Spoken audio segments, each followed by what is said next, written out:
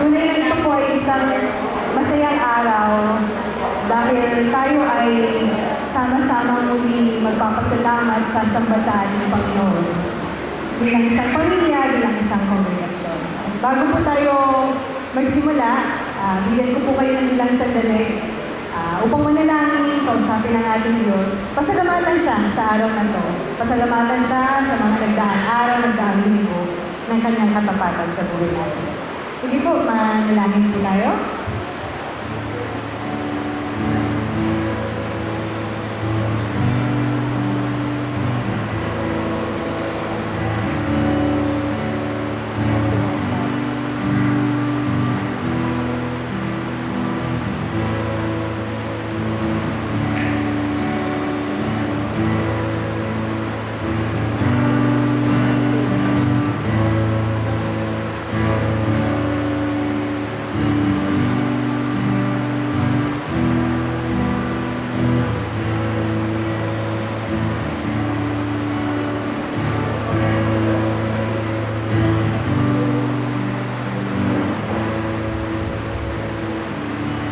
Kami namin Diyos na makapangyarihan sa lahat.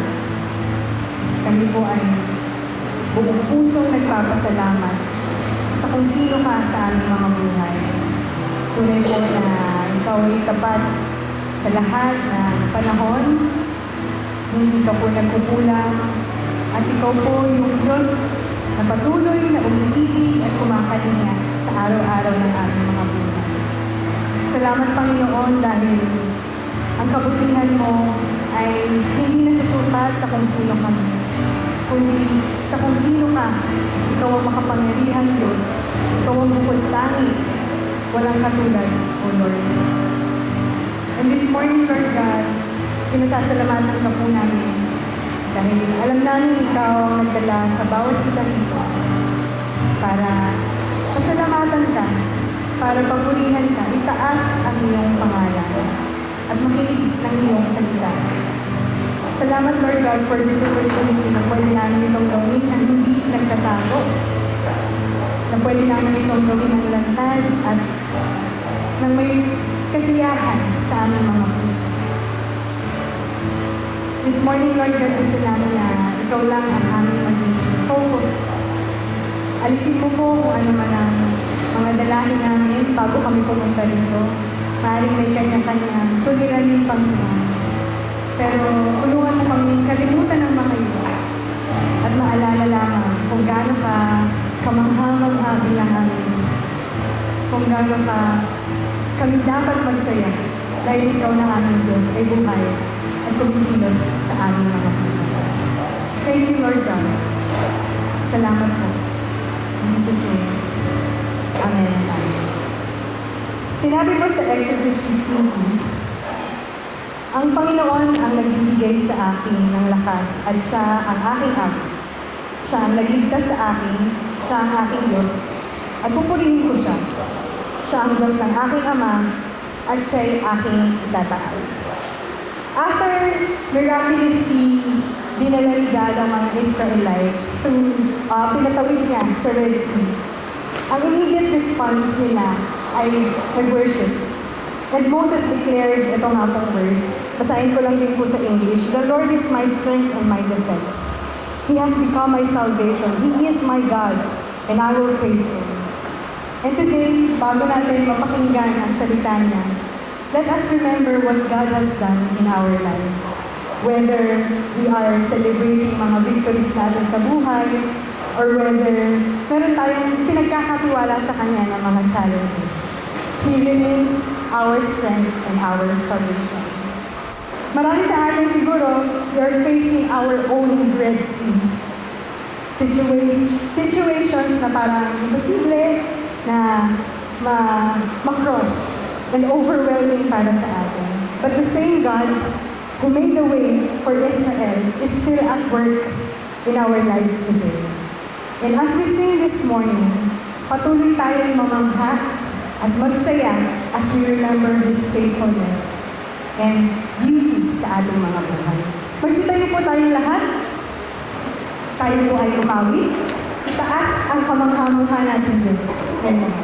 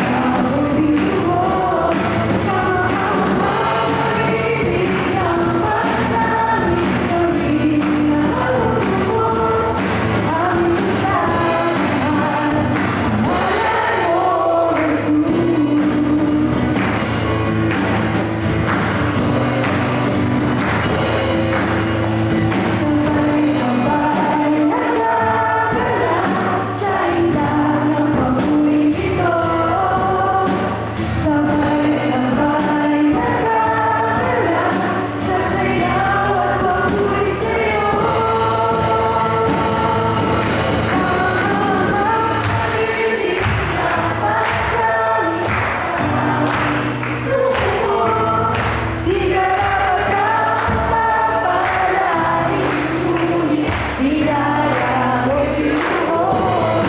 Habang-habang ang pasanin, kami pinahubos. Aming ilalahal, pangalan mo, Jesus. Aming ilalahal, pangalan mo, Jesus. Palakpakan natin ang ating Diyos. Tunay pong siya ay kamangha-mangha. Minahal niya tayong lubos at marapat lang itanghal natin ang kanyang pangalan. Patuloy tayong umawi at magsaya dahil ang ating Diyos ay ating kasama.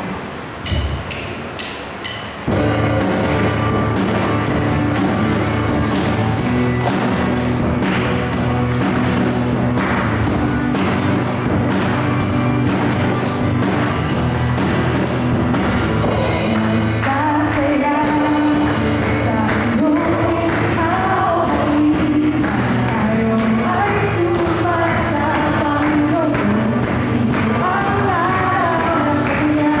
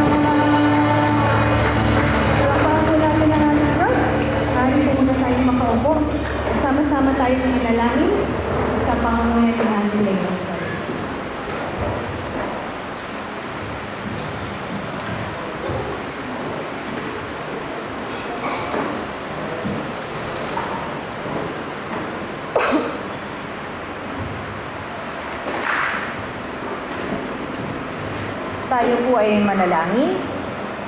Almighty and everlasting God, we come and gather before you together, united as one family in your presence. We draw near to you in faith, laying our lives before you. May your Holy Spirit transform us. May your light shine upon us and bring us peace. We open our hearts to receive your endless grace and mercy. We come to you acknowledging that we fall short of your glory. Forgive us for the times we have failed to love you with our whole hearts. Thank you, Jesus, for your unfailing love and forgiveness. Renew our minds and fill us with gratitude for the salvation you have so freely given us. Lord, we lift up this congregation before you. We ask you for your wisdom and guidance in our lives and in all that we do. We pray for unity, strength, and encouragement among the members of this body. Guide our church leaders, staff, and missionaries. Grant them wisdom, patience, and courage to serve faithfully. We also bring you our nation before you and our world. Bring peace where there is conflict and hope where there is despair. We pray for our government leaders to serve with integrity as well as the courage to uphold truth and justice, transforming our nation from a place of greed to one of righteousness and compassion. Help them to put aside their differences and work together in harmony. We lift up to you our families, our broader community, especially those who are affected by calamities. May you comfort those who are weary and hurting, heal the sick, and provide over every person facing difficulties. We ask for your protection and blessing upon everyone. May your Spirit guide us, that our lives be a testament to your goodness and reflect your grace in our daily lives, and stand firm in our faith. May everything we accomplish here bring glory to your name. In Jesus' name we pray. Amen.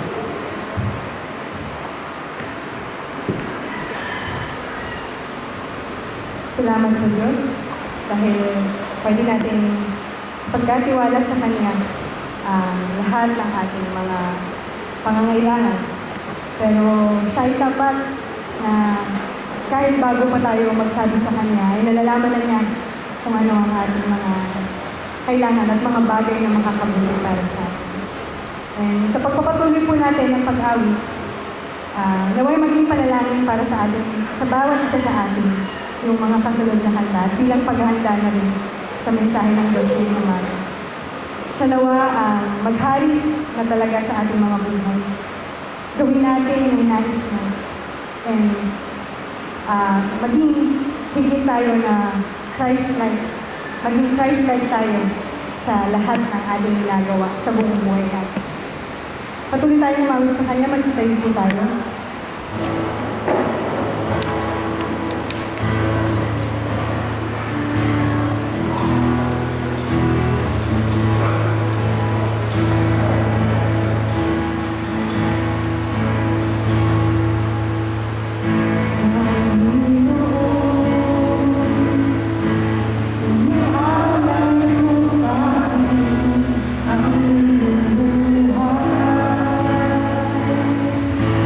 Hindi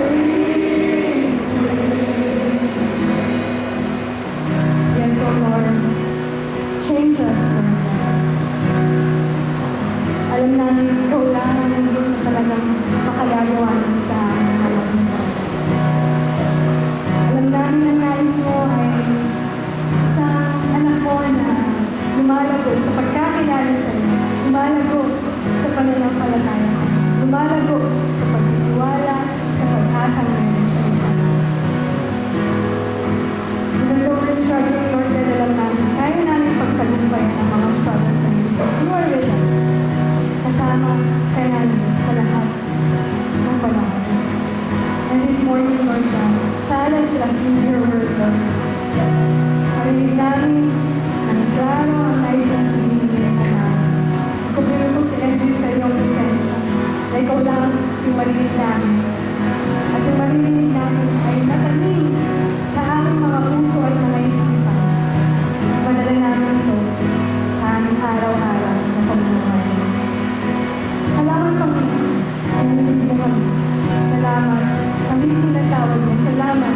Kami iyong naninig. Thank you, Lord.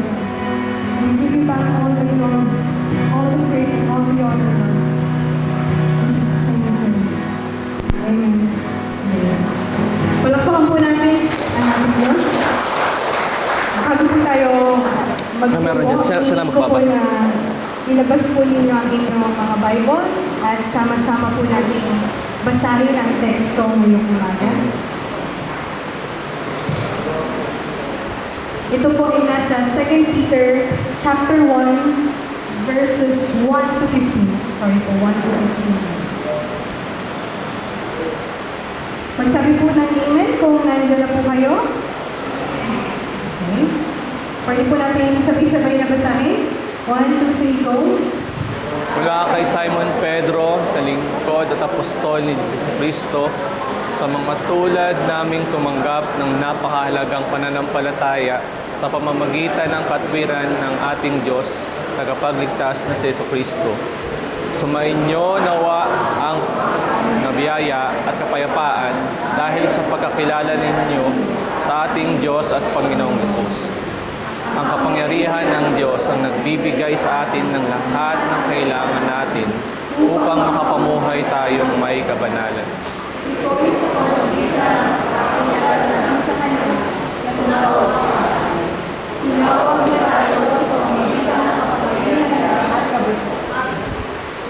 Sa pamamagitan din ito, pinagkaloob niya sa atin ang mahalaga na dakila niyang mga pangako. Gawa niya ito upang makabahagi tayo sa kabanalan ng Diyos at matakasan ng pagnanasa na umiiral sa mundong ito.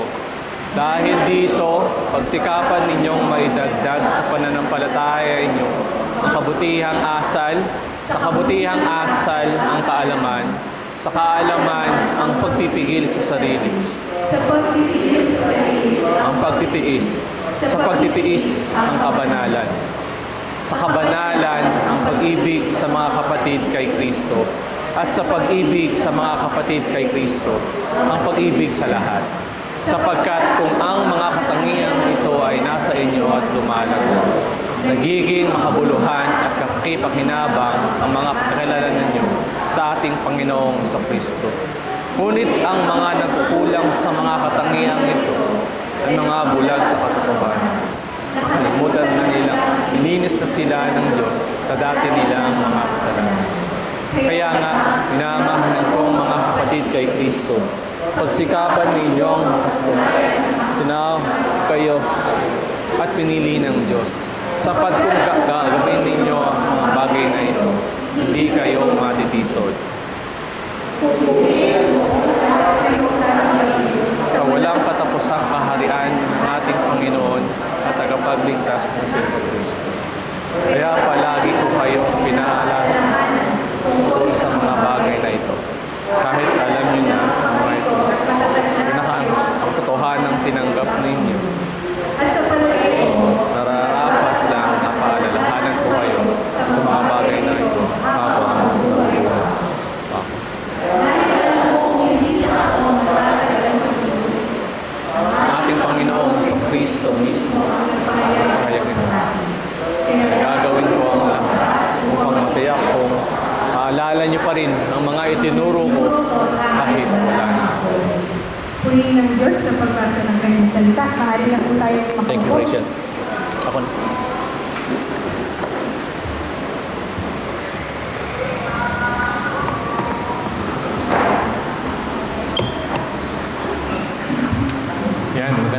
po sa ating lahat. Malamig ang gabi, no? Kasi malakas ang ulan.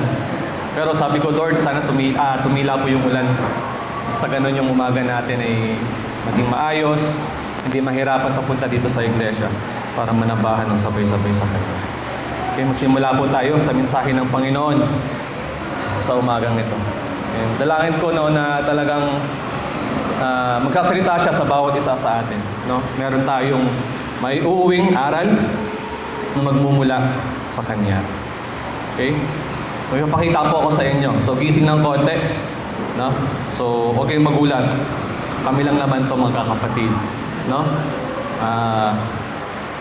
Hinalungkat ko pa to kay mama. Actually, nag-struggle ako kasi naghahanap ako ng mga pictures sa Facebook. Pero wala talaga akong makita. Mga ano na eh. Ang age niya ay nasa 15 and above. So, hindi ko ma-compare yung bata pa sa matanda na. No? Yan kami noon at ito kami ngayon. So, siguro sa inyo, meron din pagkakataon na dumaan din kayo sa pagkabata. No? Hindi ko lang mailagay yung mga picture nyo dito, pero ang sarap sariwain. So, habang naghahanap ka, biglang, uy, napapatagal ka nakaka-search kasi yung mga mukha nyo nung bata kayo, uy, ito pala ako nung bata ako. No? Hanggang sa lumaki na kayo. No? And yan din. No? At ito na yung lahat. Mga kapatid, sa pagdaan po ng panahon, yan, nag-grow up na po tayo. No? And nag-mature din eventually. And alam niyo sa kabutihan ng Diyos, marami po sa atin ay nagbago na. No? Nag-change na. Yung iba, trabaho na. Yung iba, meron ng sariling pamilya. Yung iba, naglilingkod sa ministry. At yung iba ay ginagamit ng Panginoon sa iba't ibang kaparaanan niya. At normal po sa ating buhay ang paglaki. At kalakip nito ang ating paglago sa lahat ng aspeto ng ating buhay. Kapatid, kapag ang isang tao ay hindi na lumalaki at hindi na nade-develop, alam niyo po kung ano nangyari sa kanila, nagiging stagnant ang kanilang buhay. Kaya napakahalaga po, no, na may growth sa bawat isa sa atin. Alam niyo po mga kapatid, si Jesus dumaan din sa ganitong proseso ng buhay. No? Naranasan niya maging bata, magbinata, maging ganap na adult. At kasabay niyan, ang paglaki niya physically. Sabi sa Lucas chapter 5, chapter 2, verse 52, na si Jesus ay lumago sa karunungan. Lumago siya sa pangangatawan at sa pabor ng Diyos at ng mga tao. Ngunit hindi po siya nagtapos doon. No? Nagpatuloy po siyang lumago. At ang batang si Jesus ay naging tagapagligtas ng sanlibutan. Isipin lang po natin sandali. Kung si Jesus ay nag-stop na lumaki, kung si Jesus ay hindi nagpatuloy sa layunin ng Diyos para sa Kanya, definitely, there is no salvation. Walang kaligtasan sa kanino man. Kaya kailangan po natin ng paglago, hindi lamang sa ating physical na buhay, hindi lamang sa ating isip at kakayahan, kundi lalo sa ating spiritual na buhay. Sapagkat ang paglago spiritually ay naghahanda sa atin upang magawa natin ang layunin at kalooban ng Diyos para sa atin. Well, marami po sa atin, no, na meron ng relasyon sa ating Diyos. At ang pananampalataya natin sa Kanya ang nagligtas sa bawat isa sa atin sa tiyak na kapahamakan. Ngunit mga kapatid, hindi lamang po sapat, yes, may pananampalataya na tayo at ang kahulugan ng pananampalataya natin kay Kristo ay tayo ay mga ligtas na. Pero wag lang po tayong magstay doon sa part na ay ligtas na ako. Hindi rin sapat na palagi tayo nagsisimba. Hindi rin sapat na marami tayong alam na verses sa Bible. Ang tanong ay hindi kung gaano na tayo katagal sa ating Christian life. Ang tanong, lumalago ka ba? Spiritually. Lumalago ka ba? No? Pwedeng routine na natin ang pagsisimba. Pwede yun. Pero ang tanong, lumalago ka ba sa iyong pananampalataya? Kung meron po kayong mga Bible dyan, panatiliin nyo lang po itong nakabukas. Nang sa ganun ay masubaybayan nyo po ako sa mga punto na pag-aaralan natin ngayong umaga. Manalangin po muna tayo. Heavenly Father, we thank you, Lord, for this wonderful morning na binigay niyo po sa amin. Salamat that we can every Sunday na marinig namin ang iyong salita. O Lord, napakabuti mo. Pwede ka namin maranasan linggo-linggo. Hindi lang yun, Panginoon, sa araw-araw. Thank you, Lord, sa lahat ng ginawa mo para sa amin. Lord, as we listen to your word, ihanda niyo po ang aming puso at ang aming isipan sa pakikinig. Yung talagang hindi man namin makuha lahat, but meron kaming mabaon sa aming puso. Nang sa ganon kami po, kami panghawakan ng mga salita na kahit dumanas kami ng mga paghihirap, mga suliranin sa buhay, ay handa namin maharap ito sa pamamagitan ng sinabi mo sa amin. Lord, be with us today. Ito po ang aming dalangin sa pangalan ni Jesus. Amen and amen. Alright? Nakabahan ako pag alright. Sige. So, ang topic po natin ngayong umaga ay, are you growing? May tanong ako kanina, balikan natin. Kasi yung tanong natin kanina, ayun po ang topic na pag-uusapan natin ngayon. Are you growing? O lumalago ba ako sa aking pananampalataya? Mga kapatid, kung ikaw ay lumalago sa iyong pananampalataya, maganda po yan. Mabuti po yan. Kung ako ay lumalago sa aking pananampalataya, ipagpatuloy po natin yan. Pero, kung ikaw ay hindi na lumalago, dapat po natin baguhin yan. Ang main idea po ng talatang binasa natin kanina, sabi doon, dahil ipinagkaloob na ng Diyos ang lahat ng kailangan para sa buhay at kabanalan, dapat ay magsikap ang mga mananampalataya na lumago sa kanila espiritual. Ang tanong, kung ibinigay na or pinagkaloob na ng Diyos ang lahat ng kailangan natin sa buhay na ito at sa kabanalan, paano dapat tayong tumugon bilang mga mananampalataya? Mga kapatid, sa sulat po ni Apostle Paul, dito ay meron tayong makikitang mga points na mag-i-encourage sa atin na kailangan natin magpatuloy na lumago sa Kanya at i-pursue ang paglago sa Kanya. No? At the same time, maging matatag tayo, maging equip tayo sa mga darating na pagsubok ng buhay at mapagtibay ang pagtawag ng Diyos sa atin at maging mabunga. Meron po tayong 3 points sa araw na ito.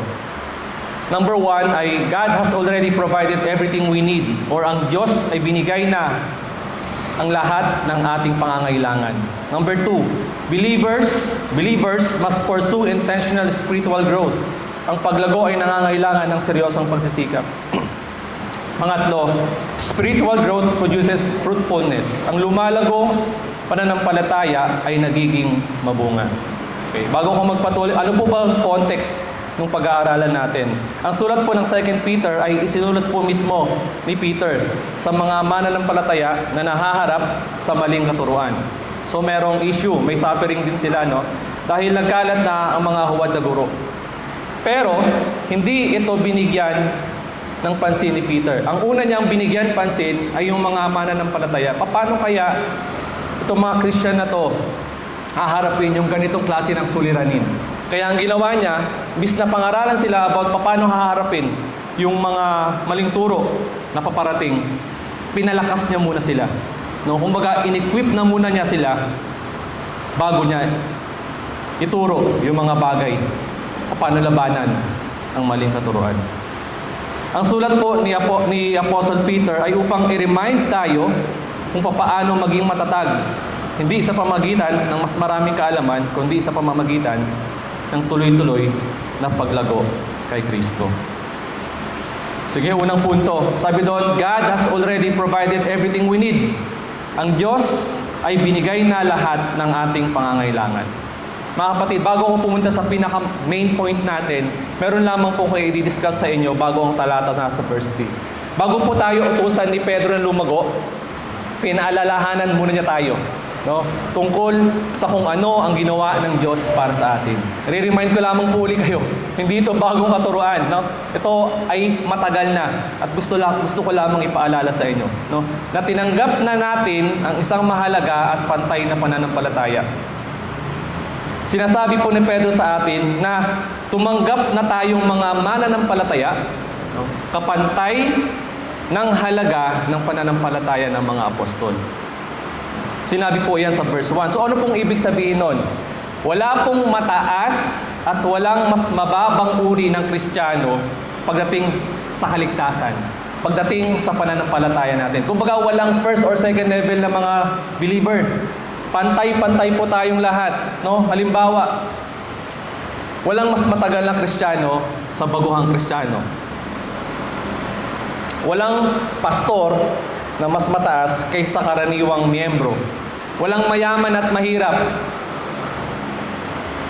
Bible study leader ka man, compared dun sa tahimik lang na miyembro. Mga kapatid, pare-pareho po ang biyaya na nagligtas sa bawat isa sa atin, katulad ng kay Apostle Peter. No? Parehong dugo ni Kristo na naglinis sa mga apostol ay siya ring dugo na naglinis sa bawat isa sa atin. Nakita nyo mga kapatid, magkakaiba ang antas ng paglago, pero pare-pareho ang pagiging anak ng Diyos. Mga kapatid, pag naunawaan po natin ito, ay pantay-pantay lang pala kami. No? Lingid kung ano man yung status natin sa buhay. Mga kapatid, hindi natin naiisip na magyabang kapag mas nakita mo mas maalam siya kaysa sa akin. No? Hindi ka maiinggit sa mga matured na Kristiyano. Hindi ka panghihina ng loob kapag pakiramdam mo ay mabagal ang iyong paglago. No? Magkakaroon ka ng kumpiyansa na lumapit sa Diyos dahil ang ating batayan ay si Kristo. And sa pananampalataya natin, sinabi ni Apostle Peter na meron pagpapala pagkakilala mo si Jesus Christ. Yun ang sinasabi ng chapter 2. Actually, ay yung chapter 2 ng verse 2. Yung verse 2, akalain mo lang ay part ng sulat. Sulat lang. No? Pero sa aking pag-aaral, sa sulat niya ay may kasamang panalangin. Panalangin na sinasabi niya, dahil kayo ay nakakilala kay Kristo, merong pagpapala kayong matatanggap sa ating Panginoong Hesus. At ito sa ating punto, no? Yung pinaka-sentro ng punto natin ngayon. Sabi ni Pedro, inilaan na ng Diyos ang lahat ng ating kailangan para tayo ay lumago sa pananampalataya. At dahil ito sa kapangyarihan ng Diyos na lumikha sa atin. Mga kapatid, hindi ibig sabihin na ibinigay na ng Diyos ang lahat ng gusto natin. Alam ko marami tayong mga panalangin na gusto nating matanggap. Pero ang ibig sabihin nung punto natin ay ibinigay na ng Diyos ang lahat ng kailangan natin upang mamuhay ng may katapatan. Sumunod sa Kanya at lumago sa kabanalan. Hindi ito material na bagay. Ito ay spiritual na bagay. No? Para mas lalo nating maunawaan, isa pong halimbawa, no? May magulang na pinapaaral ang kanyang anak. Tama-tama po, no? Nagsimula na po klase, no? Last Monday. At meron susunod ngayong Monday. Alam, magkakaiba yung simula ng klase. Pero mga kapatid, ang magulang, bago niya papasukin yung kanyang anak sa school, siyempre paghahandaan niya yon. Bibili siya ng bagong uniform, bibili niya ng books. Siyempre, hindi mawawala doon yung baon. No? Sa pag-aaral ng bata, kailangan mong i-provide ang mga bagay na iyon. And ganito rin ang ating Diyos. Hindi lang niya sinabi na, oh, ngayon may pananampalataya ka na, mamuhay ka na ng may kabanalan. No? Binigyan niya tayo ng lahat ng kailangan upang magawa natin na maging banal. Okay? So, at yung tinutukoy na lahat dito, ito po yung spiritual na mapagkukunan ng kailangan natin upang maging katulad ni Kristo. For example, forgiveness, meron kay Kristo. Upang makaiwas at makatakas sa tukso, nandyan yung gabay niya. Nandyan yung salita niya. Kapag humihingi tayo ng karunungan, kailangan lang natin manalangin at talagang humingi sa Kanya. Kapag kailangan natin ng tulong sa paglakad bilang mga Kristiyano, well, si God, nag-provide naman siya ng iglesia at mga kapatid natin sa Panginoon. Sa madaling salita po, hindi tayo iniwan ng Diyos na mag-isa pagkatapos niya tayong iligtas. No? Siya ay may solusyon. Meron siyang maibibigay. Kaya wala na tayong hahanapin pa pag may Kristo tayo sa ating buhay. Pangapat, dahil ibinigay na ng Diyos lahat ng ating pangangailangan sa paglago natin spiritually, tayo ay tinawag din niya upang makibahagi sa kanyang banal na kalikasan. Mga kapatid, nung sinabi ni Pedro na maging bahagi ng kanyang banal na kalikasan, hindi niya sinasabi sa bawat isa sa atin na ikaw ay magiging Diyos na. No? Ang sinasabi rito, dahil ikaw ay may pananampalataya, ikaw ay magiging parte ng aking kaharian, ng aking kalikasan, dahil sa pananampalataya, unti-unti kanyang babaguhin na maging katulad niya. Okay. Kung si Kristo ay banal, unti-unti ka rin magiging banal. Ganun ang gagawin sa iyo ng pananampalataya. No? At dito ipoprove ni Jesus na yung pagtawag niya sa atin ay malalaman natin, madidetermine natin na ay tinawag pala talaga ako ng Diyos. Saan? Sa kung papaano ka mamumuhay ng katulad niya. Mga kapatid, bago pa tayo maligtas, isipin po natin, natural na meron tayong ginagawa na kakaiba. Nagagalit ka, nagkikimkim ka ng sama ng loob, nagsisinungaling ka, nagiging makasarili ka, o namumuhay ka sa pangsariling kagustuhan mo. Ngunit nung tayo ay naligtas, nagsimula ng isang bagong gawain ng Diyos sa buhay natin. Kumbaga, binigyan tayo ng Diyos na magnais na sumunod sa Kanya at mamuhay ng may kabanalan. So, ibig sabihin, hindi na tayo kontento na mamuhay sa kasalanan. No? Napapansin nyo ba yun? No, sana mapansin nyo yun. No? Mayroon ng pakikibaka sa puso o sa loob natin. No? Dahil nais nating parangalan ang Diyos sa ating mga ginagawa. No? Halimbawa po, okay. Before, no?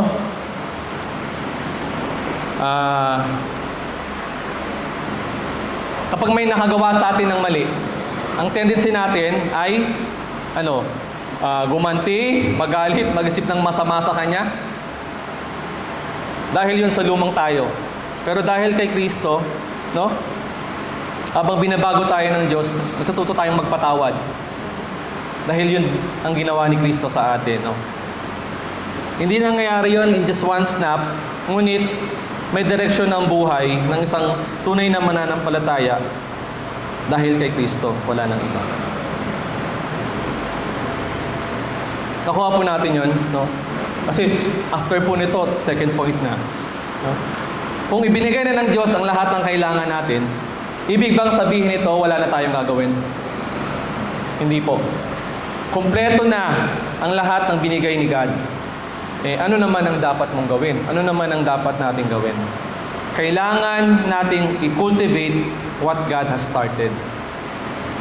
Ang biyaya ng Diyos ay hindi dahilan para maging kampante. Ito ang dahilan para tayo ay magsikap. So, kailangan nating pagsikapan. Believers must pursue intentional spiritual growth. Ang paglago ay nangangailangan ng seryosong pagsisikap. Pagkatapos po sabihin ni Peter na ibinigay na ng Diyos ang lahat ng kailangan natin, agad niyang sinabi, dahil dito sa pananampalataya na meron kayo, na natanggap niyo sa akin, pagsikapan ninyong idagdag sa inyong pananampalataya. So, ibig sabihin, hindi automatic na ikaw ay lalago spiritually. Hindi agad-agad na ikaw ay lalago spiritually. Alam ko mga kapatid, once na ikaw ay nabaptize, ang gagawin mo ay lalapit ka sa Panginoon, no? Magsisimba ka na every Sunday. Or kung hindi man, matagal ka ng Kristiyano, matagal na tayong Kristiyano, matagal ka na rin nagme-memorize ng maraming verse, no? Pero, sa ibang sa kabilang banda, no? Hindi lang dapat na nagiging routine siya. Kailangan nagiging intentional tayo, no? At tuloy-tuloy na pagsikapan ang paglago. Totoo mga kapatid na ibinigay na ng Diyos ang lahat ng kailangan natin. Ngunit hindi ibig sabihin nun na pati yung paglago mo mismo ay iisipin pa niya. Oo, He cares for you. Hindi ka niya pinapabayaan. Pero ayaw ng Diyos na uupo ka na lamang at maghihintay na lumago. No? Parang si Juan Tamad. Tamad talaga. Si Juan Tamad. Di ba alam niya na pwede na maakatin yung bayabas sa puno, ba't di pa niya ginawa? Ba't hinayaan pa niyang mahulog sa kanya? Di ba? Kailangan maging intentional tayo mga kapatid sa paglakad natin sa Panginoon. Mga kapatid, tingnan niyo to. No? Si Jesus, si God, yung bahagi niya ay ginawa na niya. No? Ibinigay na niya. Pero sa ating mga mananampalataya, meron tayong responsibility na dapat gawin. At inaasahan ng Diyos sa atin na tayo ay makipagtulungan sa Kanyang ginawa sa ating buhay. No? Alam natin Diyos siya. Ay kahit iniisip ko, oo nga, Diyos nga siya, no? Okay lang naman na siguro hindi na ako magganito. Okay lang naman siguro hindi na ako magaling. Well, babanggitin ko naman ang mga bagay na ito mamaya. Isa pong halimbawa, ayan, balik po tayo sa mga estudyante na pinaaral ng anak. So, nandun na tayo, binigay na lahat. Matrikula, libro, uniform, lahat ng kailangan para mag-aral.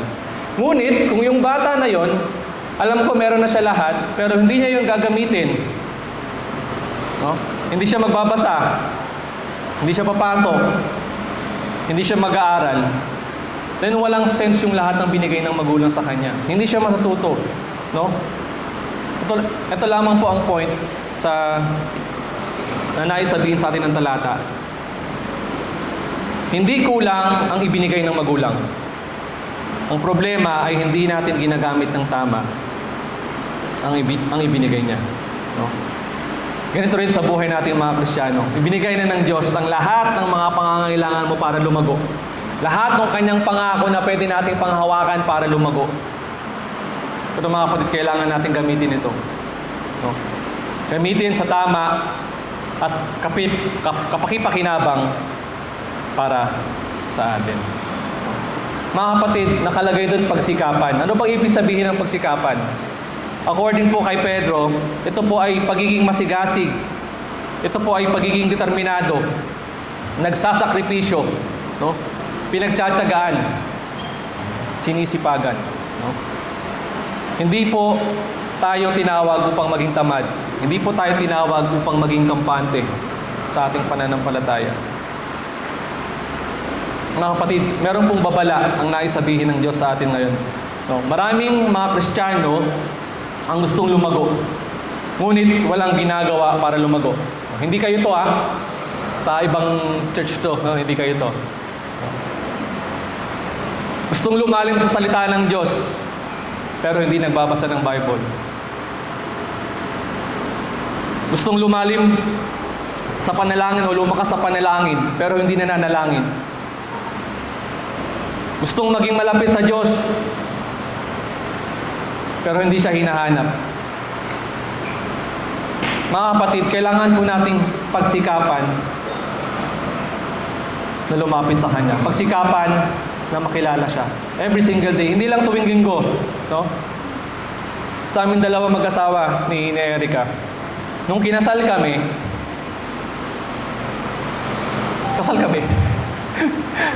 nung kinasal kami, syempre, magkasama na kami.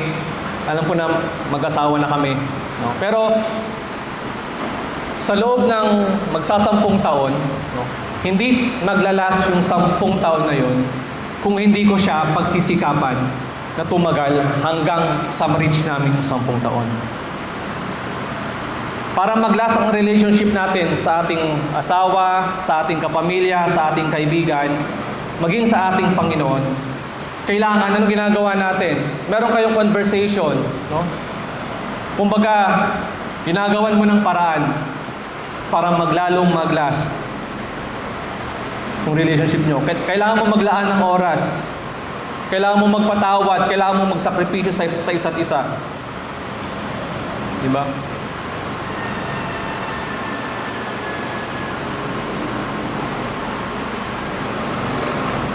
And ganito rin sa ating relasyon sa ating Diyos. Para manatili, mapatagal yung ating pagkakilala, ating relasyon sa ating Diyos.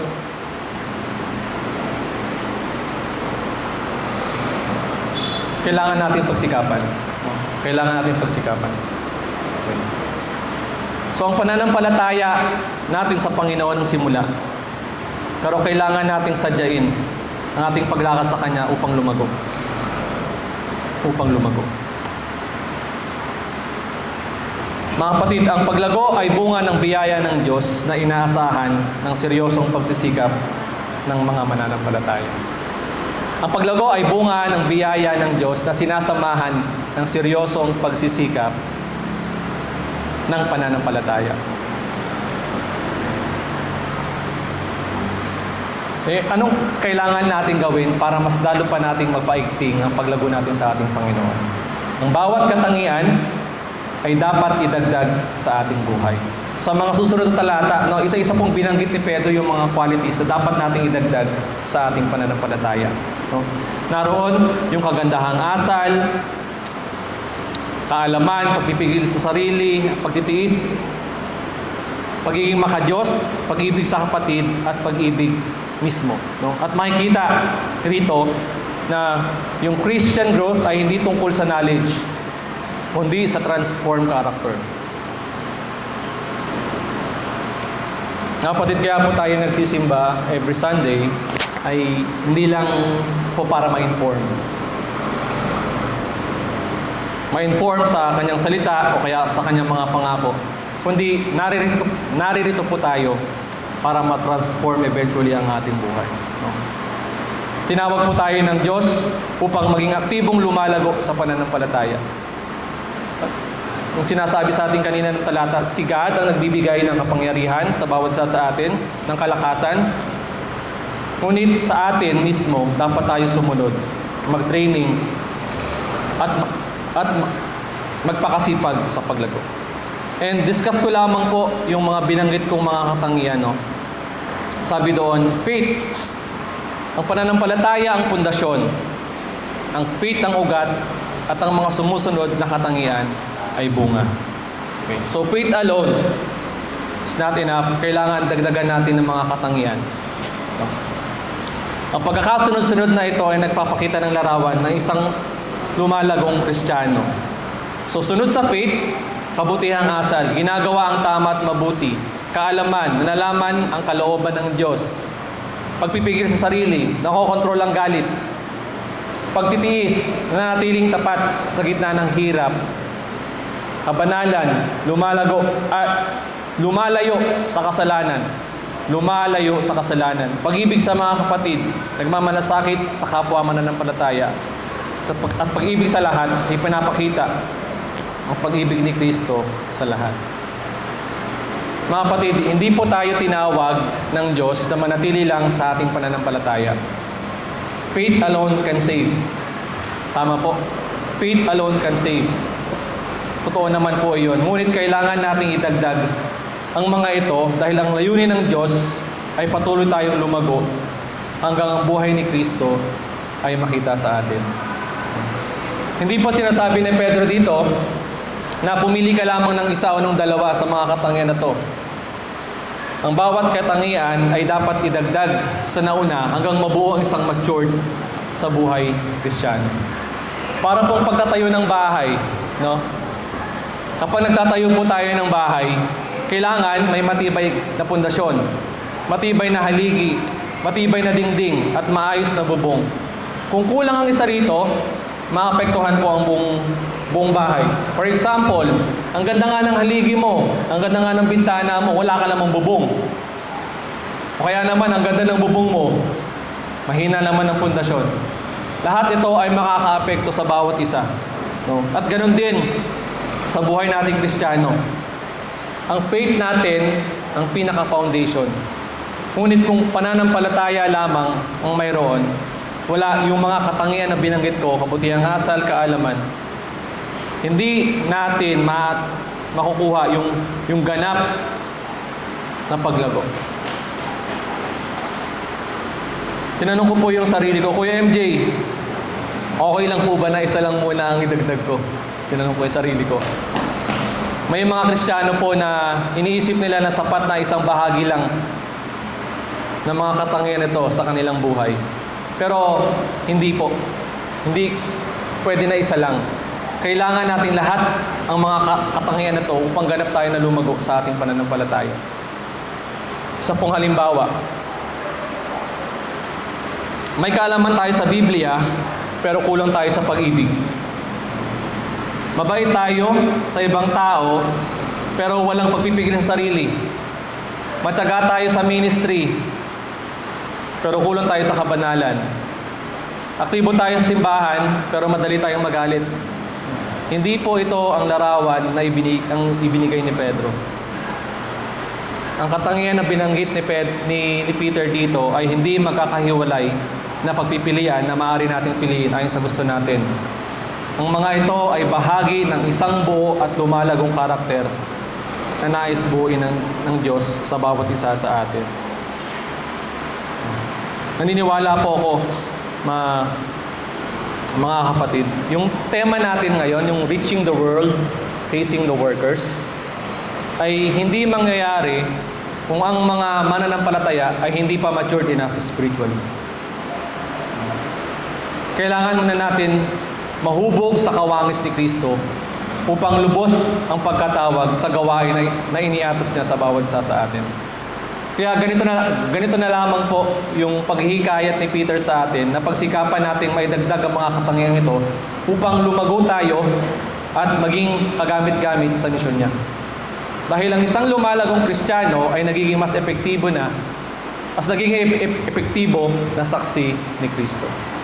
Naniniwala ako mga kapatid na yung mga manggagawa ni Kristo ay hindi basta-basta ipinapanganak. Sila ay hinuhubog habang lumalago sa pananampalataya. And dahil doon sa paghubog nila, we will have enough workers to reach this world. Lord willing talaga. Lord willing talaga.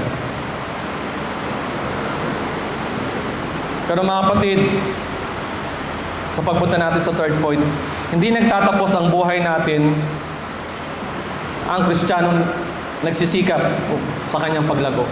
Kapag tayo ay patuloy na lumalago sa mga katangiang ito, may bunga at epekto itong makikita sa buhay natin. Third point, last point natin. Spiritual growth produces fruitfulness. Ang lumalagong pananampalataya ay nagiging mabunga. Ang lumalagong Kristiyano ay nagiging kapaki-pakinabang.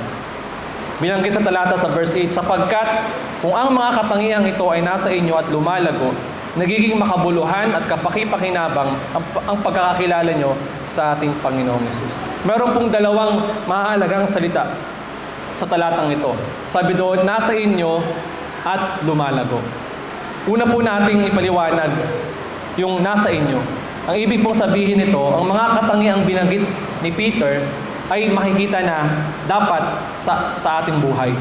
Pero may pagkakataon na hindi pa natin ma-perfect ang mga ito. At hindi pa natin lubos na magagawa. Hindi kagad siya instant, katulad ng binanggit ko sa inyo kanina. Pero, merong mga palatandaan. Isa pong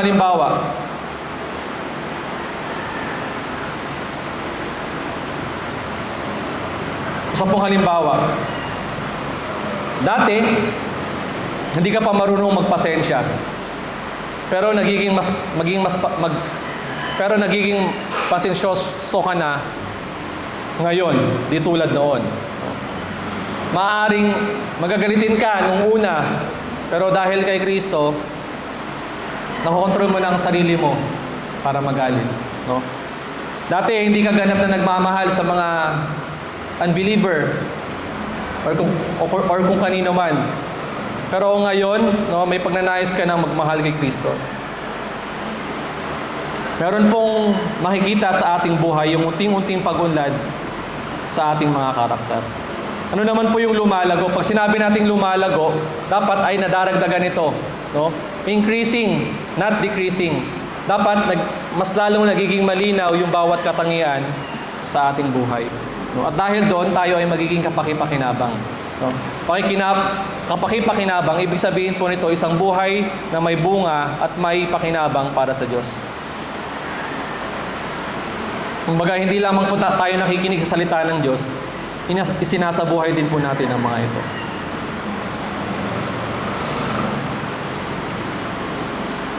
Ang pagkakilala po natin kay Kristo ay nagdudulot ng pagbabago na nakakaapekto sa ating pamilya, trabaho, pag-aaral, at relasyon. Kung meron sinasabi ang Diyos sa atin sa mga bagay na ito, yung kapaki-pakinabang, kapag tayo ay lumalago at meron tayong mga katangian na nais ng Diyos para sa atin na lumago, meron naman po babala, no, na sinasabi ang Biblia sa atin. Ang hindi lumalago ay nanganganib maging spiritual na bulag. Sabi po sa talata, ngunit ang sino mang wala ng mga katangiang ito ay bulag. Maiksi ang pananaw, nakalimutan na niyang nililis na siya sa mga dati niyang kasalanan. Ang punto po ni Apostle Peter dito, kapag pinabayaan po ng isang Kristiyano ang kanyang spiritual na paglago, unti-unti siyang mawawalan ng malinaw na pananaw sa ginawa ng Diyos sa kanya.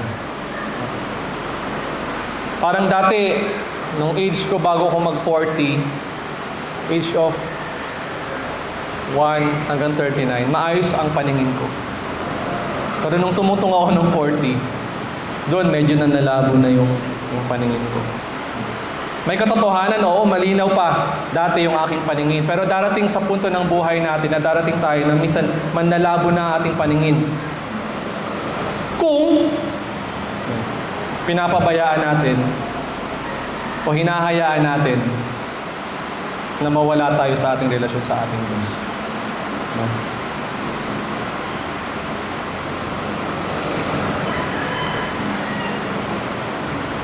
Kapag pinabayaan natin ang ating paglago, unti-unti natin makakalimutan ang ginawa ni Kristo para sa atin.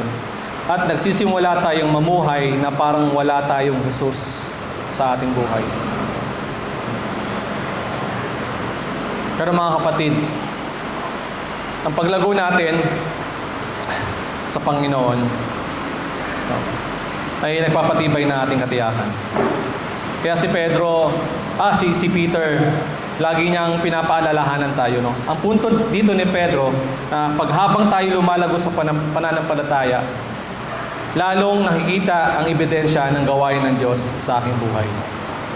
Habang nakikita natin ang ebidensyang iyon, lalo tayo nagkakaroon ng katiyakan na tayo nga ay tunay na kabilang sa Diyos. Ang mabubuting gawa at spiritual na paglago ay hindi ugat ng kaligtasan. Sila ang bunga ng kaligtasan. So, ang pinakaugat ay ang biyaya ng Diyos kay Kristo. Ang bunga ang nagpapabago ng buhay. Kapag nakita mo na ang bunga, mas malinaw mong makikita na ang Diyos ay tunay ngang kumikilos sa ating buhay. Kaya dahil doon, sinasabi ni Pablo, alam nyo na yung mga katotohanan to eh. Hindi na maalis sa inyo yan. No? Pero papaalalahanan ko pa rin kayo. Sabi ni Pablo sa talata, no? At yung ibig niya sabihin, huwag magsawang paalalahanan ang sarili sa katotohanan. Sa mga talatang ito, alam ni Pedro na malapit na ang kanyang kamatayan. Sinabi pa niya na ipinahayag na sa kanya ni Jesus na hindi na siya magtatagal sa mundong ito. Kaya kung iisipin po natin, sa mga huling araw ng kanyang buhay, mas pinili niya na gawin ang mga bagay na to. Hindi siya nagbigay ng bagong doktrina, hindi siya gumawa ng mga bagong mensahe, hindi siya nagturo ng mga hindi siya nagturo ng mga kakaibang bagay. Sa halip, paulit-ulit niyang pinaalalahanan ng mga mananampalataya tungkol sa mga katotohanan alam niya. Ang spiritual na paglago ay hindi lamang pagkatuto sa mga bagong bagay tungkol kay Kristo. Ito rin ang patuloy na pag-alala at pagsasabuhay ng mga bagay na matagal na nating alam tungkol sa Diyos. Mga kapatid, sana sa 3 punto na pinag-aralan or nalaman natin ngayon, sana matik po natin ito, no? Sa ating umaga ngayon, sa umaga natin ngayon. Sa akin po pagtatapos, ang Christian life ay hindi tungkol sa pagiging stagnant. God did not save us just to remain the same. Tinawag tayo para lumago, maging fruitful, maging katulad ni Kristo. At ang magandang balita rito, hindi po tayo nagsisimula sa wala. God has already provided grace, His power, His promises, and everything we need for life and godliness. Mga kapatid, may kailangan pa bang ibigay ang Diyos para sa atin, para tayo ay lumago? Tingin ko po ay sapat na yung lahat ng Kanyang binigay. Kailangan lamang po natin gamitin lahat ng ibinigay niya sa atin para tayo po ay talagang lumago sa Kanya. Maraming salamat po sa umagang ito. Manalangin po muna tayo. Heavenly Father, again, we thank you, Lord, for your word today. Salamat sa katotohanan na simula pa lamang ikaw na ang nagbigay ng lahat ng aming mga pangangailangan sa aming paglago. Lord, dalangin namin na ang iyong mga salita, Lord God, ay magsilbing paalala, Panginoon, sa bawat isa sa amin. Huwag mo kaming hayaang maging kampante sa aming biyaya na na-receive namin sa iyo yung kaligtasan. Ngunit talagang sadyain namin na talagang lumago sa iyo spiritually. Tulungan mo kami, Lord God. Alam ko may desire kami, Panginoon, na gawin yung mga bagay na to. Pero minsan mahirap. Pero sabi mo nga, Panginoon, ikaw yung nagbibigay sa amin ng divine power to do things para kami ay lumago, para kami ay kumilos. Lord, huwag mo kaming hayaan na matukso ng kaaway sa maraming bagay. Palakasin mo po kami, Panginoon. Tulungan mo kami na lumago sa iyo. Araw-araw ng aming buhay, hindi lang tuwing linggo. Tulungan mo kami na mapalakas ang aming spiritual na desire, Lord, na matuto, na lumago sa iyo spiritual. Maraming salamat po. Ito po ang aming dalangin sa matamis na pangalan ni Jesus. Amen. Purihin po ang Diyos sa kanyang salita.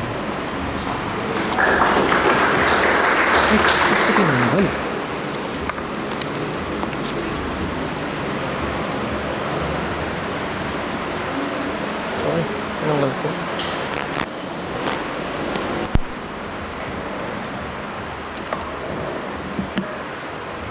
Salamat sa Diyos sa Kanyang mensahe ngayong umaga. Tunay nga po na si God binigay na niya lahat ng kailangan natin para tayo ay lumago sa ating pananampalataya. Pero tayong mga tao, madalas po, maraming mga excuse para hindi magawa or hindi magamit yung mga ibinigay natin. Maging paalala ko nawa sa ating lahat ito na we really have to be intentional sa ating paglago nang sa ganun ay tayo rin ay mamuno. Minsan, ang humaharang po sa ating paglago ay hindi lamang yung sitwasyon natin o ang kaaway, kundi minsan maging yung ating mga sarili mismo. Kaya nawa po ay tulungan tayo ng Diyos talaga na lumago sa pagkakilala at sa relasyon natin sa Kanya. Parte rin po ng ating pangandahan ay ang ating pagbibigay kaloob sa ating Diyos. Ikot po ng ating ushers, offering bags.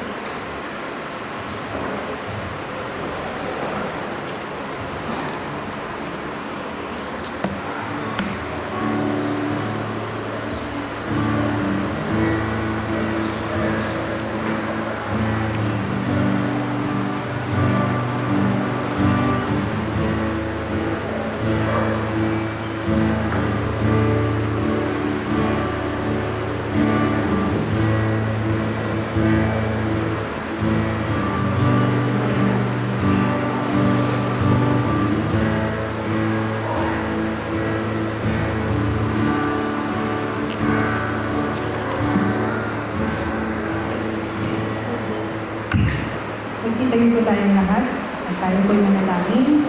Ama naming Diyos, maraming salamat po sa mayamang biyaya mo para sa amin. Sa bawat aspeto po ng aming buhay, tunay na nararanasan namin yung biyaya. And Lord, binabalik namin sa iyo lahat ng kaloob na ito. Basbasan mo po ito upang magamit at maging kapakipakinabang para sa iyong iglesia at para sa iyong kahayaan. Salamat po sa kabutihan mo, Lord, sa katapatan mo sa amin. In Jesus' name we pray. Amen. Ang kakaupo na po ulit tayo. Tawagin ko po si Donna para sa ating announcements.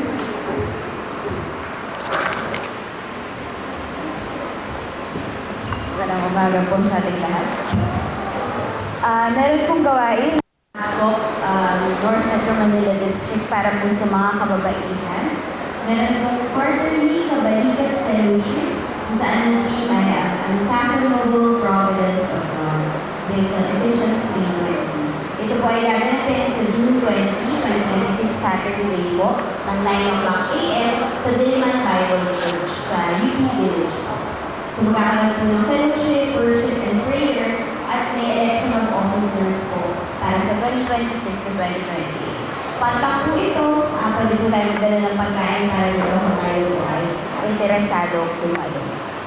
Kung meron pong interesado na dumalo sa gawain na ito at may mga details na kailangan malaman, pwede po siguro tayo lumapit sa ating council members, pero especially po kay Tito Bong Tumano. Next week po sa Sunday, 9:30 a.m. po ang ating worship service kung saan pangungunahan po ito ni Rachel Silinan. At ang ating preacher po ay si Janelle Garcia Rosales sa Isaiah 55:1-13 ang message to share.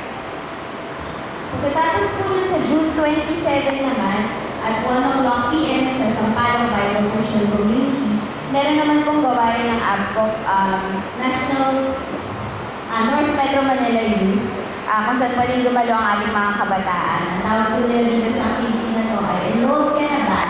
Meron lang po, I think, na fellowship kung saan mag-worship at magkakaroon ng games para po sa araw na yun.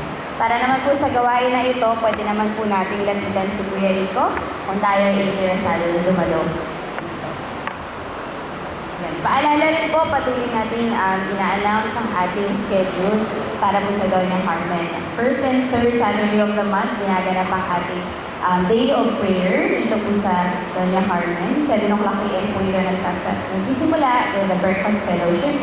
Tapos ay nagkakaroon po tayo ng ating prayer breakfast. And every second and fourth Sunday of the month naman po at 8 o'clock a.m. ginaganap ang ating Kids Sunday School dito rin po sa Doña Carmen. Sa baba naman po yun. So para po sa lahat ng mga bata or mga magulang na meron pong mga chikiting, pwede po natin silang dalhin sa gawain na ito.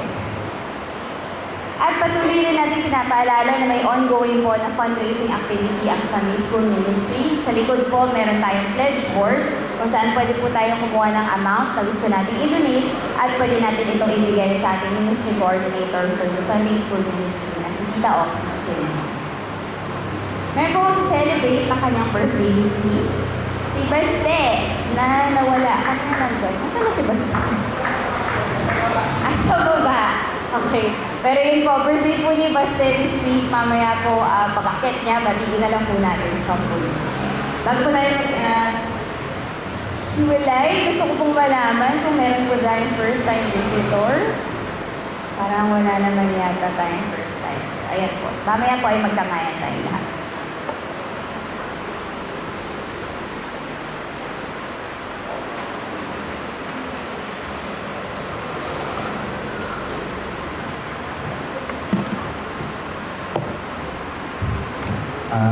Panalangin po tayo. Panginoong Jesus, maraming salamat sa mensaheng pinarating niyo mula kay MJ Paul. Maraming salamat, Lord, sa natutunan namin ngayong umaga. Sa paalala na kailangan po namin pagsikapan na magsakripisyo, maging masigasig, maging determinado, pagtiyagaan, sipagan na makilala natin ng lubos ang ating Panginoon. Salamat sa kabutihan loob niyo sa paggabay sa amin, sa pag-provide ng mga provisions at mga blessings. Dahil alam namin lahat ng mga ari-arian namin at kayamanan ay galing po sa inyo.